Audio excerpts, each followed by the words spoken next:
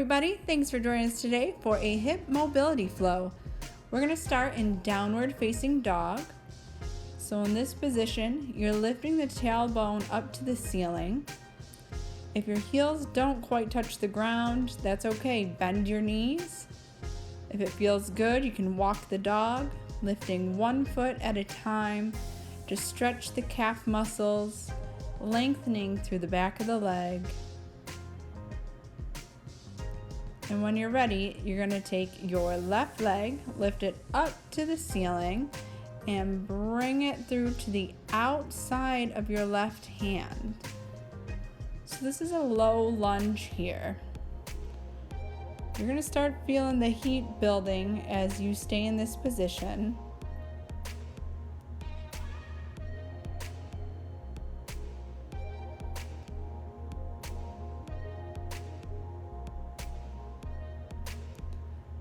Now we're going to drop the back knee. You can relax that back foot down. And you're going to open to the left side. We're going to get some thoracic rotation while we're in this position. Breathing here, feeling the twist. Come back to center and switch to the other side if it feels all right.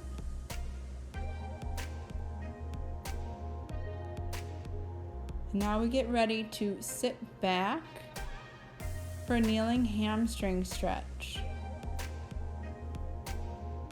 Now you'll see here I'm reaching towards my toe for a little added movement. You can also just stay in a static stretch, bringing the toe towards your face, soft knee. You should feel it stretching through the back of your thigh. And we're going to come forward into a kneeling hip flexor. So that left knee bends, and when you move forward, you want to bring your whole torso with you. Squeeze your glute muscles, and you're going to open up the right hip flexor. So right side of the hip should feel open. You want to add a little stretch. You can reach up and lean over slightly. Now we're going to turn to the side. So this is going to stretch our inner thighs, groin muscles. You want to be gentle. It's a nice slow rocking movement. It's okay if your toe comes up and points towards the ceiling. You want to breathe with it, nice and gentle. From here, we're going to turn into pigeon pose.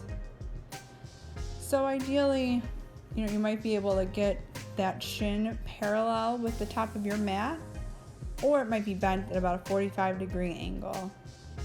A couple of variations. You can stay tall, you can rock back and forth a little bit, or if you are real flexible in this pose, you can come all the way down to the mat and rest here. Now we're going to switch sides. So we go back into that downward dog. The right leg is extending and coming to the outside of our hand. Again, we're holding this low lunge pose, and you're going to be challenging the stability of your muscles to kind of stay in this position. Breathing here. It'll be over soon. Now we're going to drop the back knee. Foot relaxes in the back foot. And when you're ready, inhale, exhale, and open to the right side. You can stay here with this thoracic rotation to the right, or if you want a little bit of a challenge, turn and open to the other side. Or you can always just stay where you are without the rotation. We're going to sit back, stretching out the right hamstring now.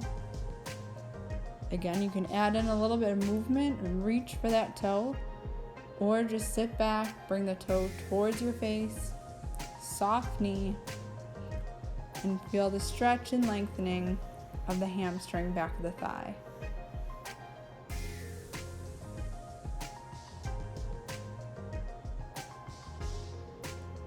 Now we shift into that kneeling hip flexor on the opposite side. Right leg shifts forward, squeezing the glutes. You want to try to keep a neutral spine and lower back. You don't want to see a big arch through the lower back in this position. If you keep it neutral, you'll really open up the front of that hip flexor on the left side. It's a great stretch for those of you who sit most of the day. Now we're going to shift into our rocking adductor stretch here. Be gentle, be slow.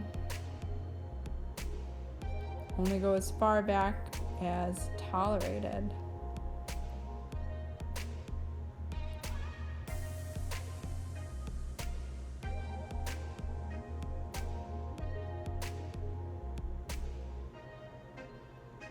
And then we're going to get ready to turn, go into our pigeon pose on the opposite side. Again, as you get in a position, you might want to sway back and forth a little bit. You can stay here, lengthening through the spine, crown of the head towards the ceiling.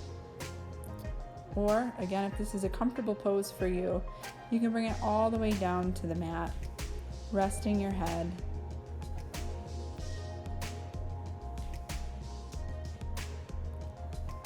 And that is our hip mobility flow. Thank you so much for joining us.